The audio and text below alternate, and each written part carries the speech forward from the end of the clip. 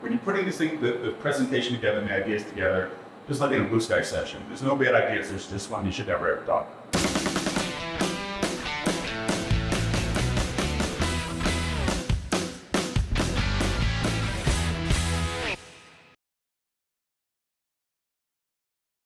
So let's talk about some of the pitching points.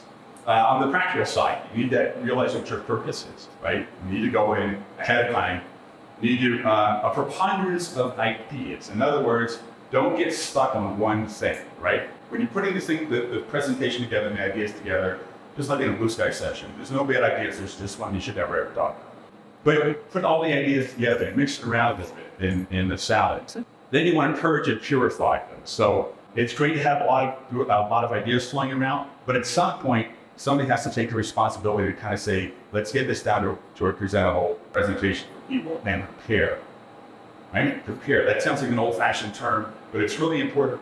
You don't want to get in there and be in front of a boardroom of people and not know where your next step is, what you're going to be doing. Practice. Practice makes perfect. You're never going to be perfect, but that's part of being human, and that's part of having the confidence in yourself that even if it's not perfect, you're still going to get through the presentation.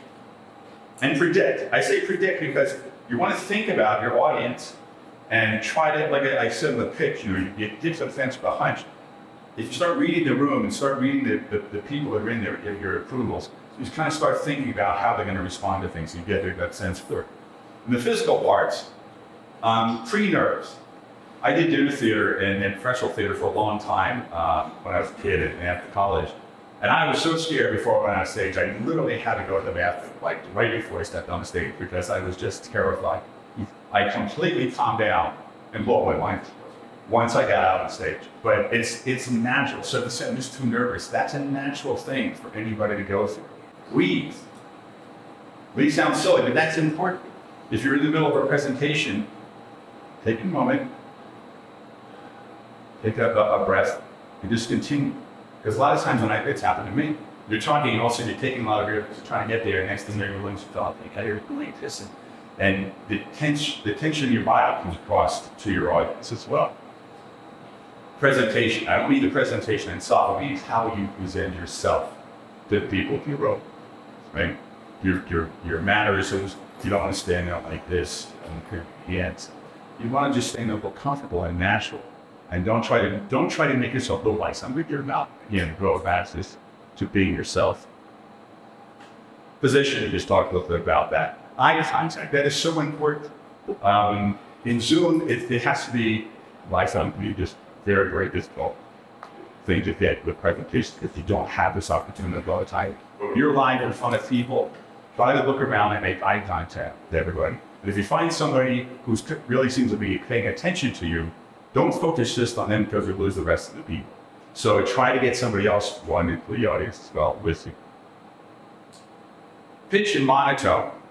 If you just came out like this all the time, you started talking and suddenly the guy first screen see this on the so it didn't pitch pretty much snoring. So vary your voice. You can shout at somebody. You can bring your voice low if it means, or you can be like the president leaning in the microphone to make fun. So again, just these are little things which you kind of think of them as you're going through the presentation, and be aware of your position and your voice as you're talking to people. Personality. Everybody's got a personality, right? That's what you want to bring forward. Again, I go to the managers. Don't put somebody up there that's going to be uncomfortable with this stuff when I do this. Make sure that the people are going to be at least confident in themselves to be able to go out and show their personality. Because that's what sells an idea. Ideas are a dime a dozen. What sells an idea is like Leah told you, it's being prepared, and you'll see it in Carol Shelby, another clip, having the personality to bring the idea forward. Passion. You have to believe in what you're doing. If you're getting up there and you don't believe in the idea, don't do the presentation. Find somebody else that will. Be positive. Kind of goes back to that first statement when we started, was that don't go up and apologize for what you're about to show somebody. That'll get you thrown out immediately, at least personally. Perceived power. And this is important when we talk about going into a boardroom or into the rooms of executives. You have to see where the power is coming from. You probably know going in who it is, but you never know if there's a second lieutenant. There's only one that's going to be calling the shots if you get the project. So you gotta have to realize that, see what it is. Pace, vary your pace. This we'll talk a little bit about the starters, relievers, and the closers to change the pace in the presentation. Pause.